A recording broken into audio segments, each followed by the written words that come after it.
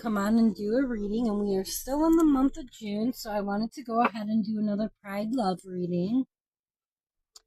Okay, so this deck is called Love is Love. It's a Pride deck, and let me see.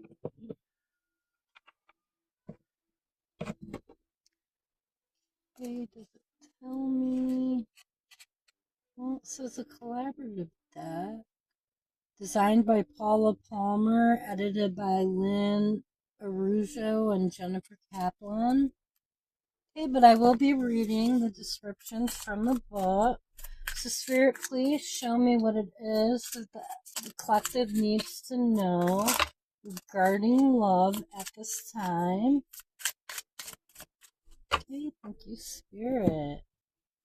Okay, so we start with the Four of Pentacles, which usually represents holding on too tightly to something, but let's see what it says in here about it.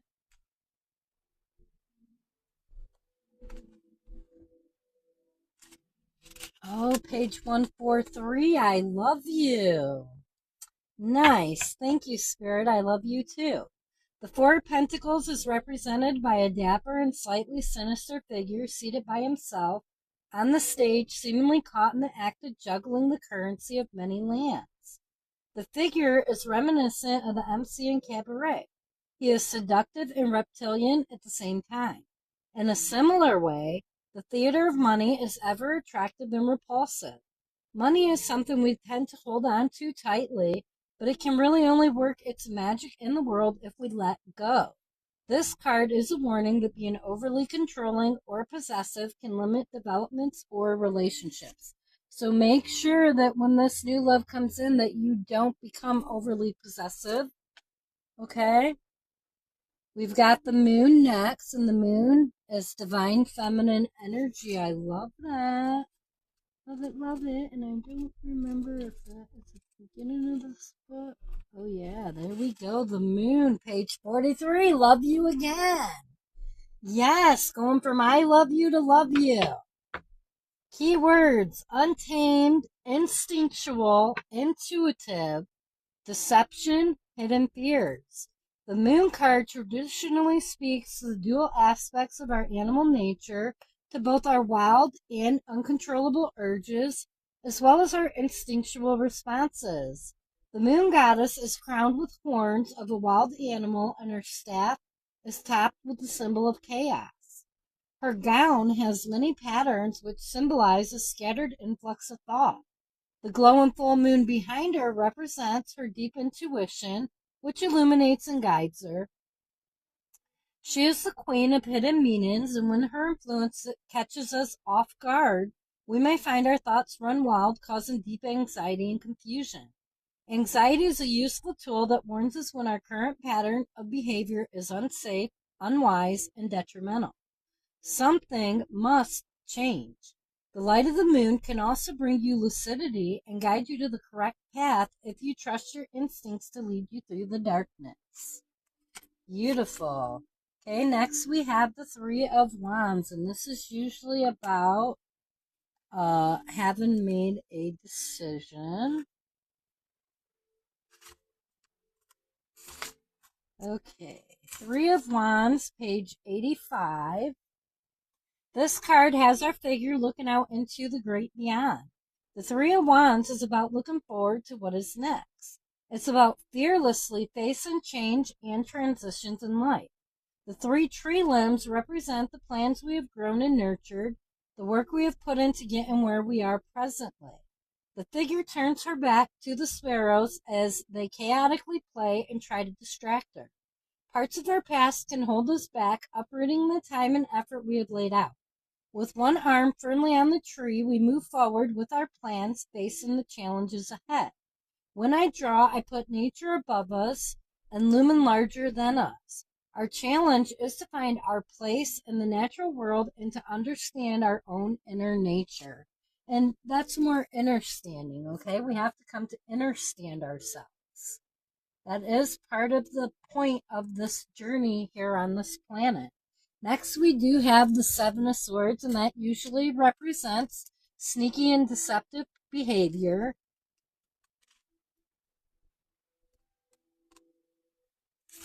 Okay, page 65. Here we see the typical depiction of the sneaky, deceptive Seven of Swords.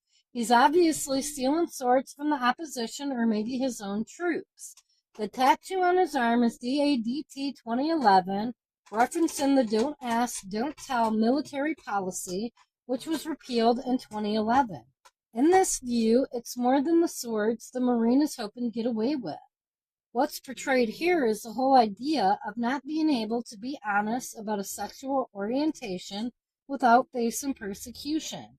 Depicting this scene with a background of red sky at morn, sailor be warned, is not only a warning to the sailors on board, but to the Marine as well. Without swords to fight with those on board, the sailors would lose. But if the Marine is caught, then he's the one who'll have to face the consequences, especially if the DADT law isn't in effect. Okay, so you might even resonate as being a sailor. Okay, next we have the Three of Swords, which is about heartbreak.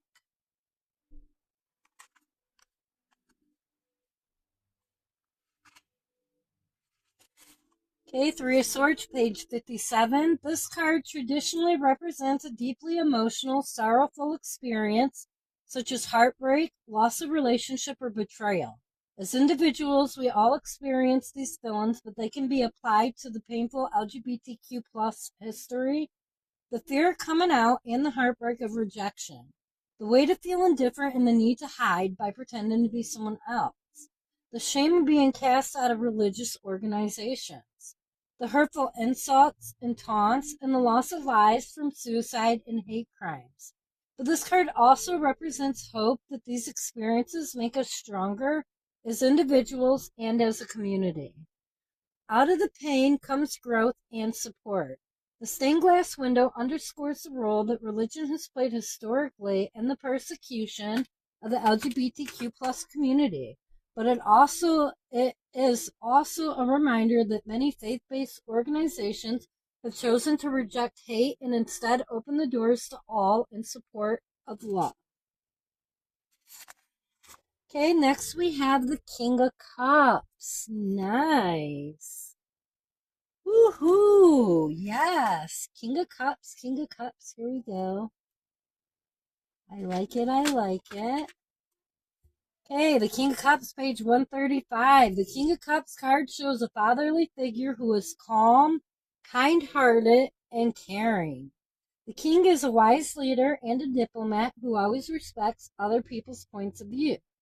He understands that many levels of human nature, and his compassion brings out the best in people. The sailing ship is supported and protected by the king's presence.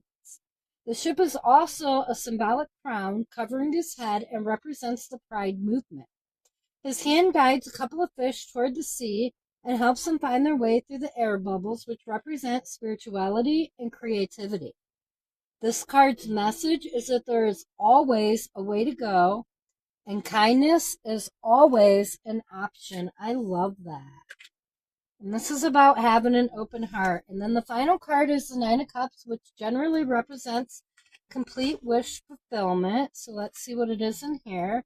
The Nine of Cups represents contentment, satisfaction, gratitude, and wishes coming true. This card symbolizes being content in all aspects of life, basking in abundance, and having the planets aligned to make your dreams a reality. My illustration for this card is inspired by the queer witches I know and love and their abilities to heal and manifest. I incorporated all the phases of the moon to represent the journey and phases of life, with the full moon in the center symbolizing dreams and manifestations coming to fruition. As with all things, the full moon does not last, so it is a reminder to fully embrace what you have while you have it. I chose this card as a personal wish for a positive future. Page 125.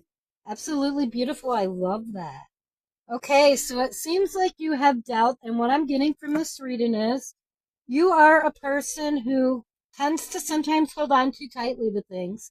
I do feel that you are stepping into this divine feminine energy. This is not about gender. Tarot does not have gender, so this could be you're stepping into divine feminine energy. It's all about energy. Okay, the Three of Wands, I feel like you're having a positive attitude about it. Seven of Swords, I feel like there was some sneaky, deceptive behavior in the past that you're being wary of. Three of Swords, you have survived heartbreak. However, King of Cups, I feel like you're opening your heart back up. Nine of Cups, that's allowing this complete, total manifestation of your dreams to come in. Now I'm going to pull from the Burning Heart Love Oracle and get some messages from the person in your energy. Okay, and you may not even be aware who this person is yet, but these are messages from the person in your energy.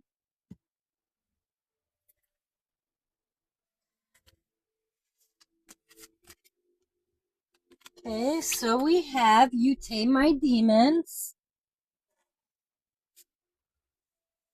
Then we have You're Worth More to Me Than I Let On. Okay, so it's possible when you connect with this person, that they're not necessarily going to let you know through words. However, I feel like I feel like their actions may show you, though. I underestimated how important you are in my life. So there is this risk and I'm going to put that under the Seven of Swords. There is a risk of this person underestimating how important you are, so be wary of that. We have I Can't Go Another Day Without You. Put that under the Three of Wands. Can't go another day without you. Okay, your energy is intoxicating and it's pulling me in. We'll put that under the King of Cups. And then every time my phone rings, I hope it's you, and we're going to put that under the Three of Swords. Like maybe this person's a little heartbroken when their phone rings and it's not you.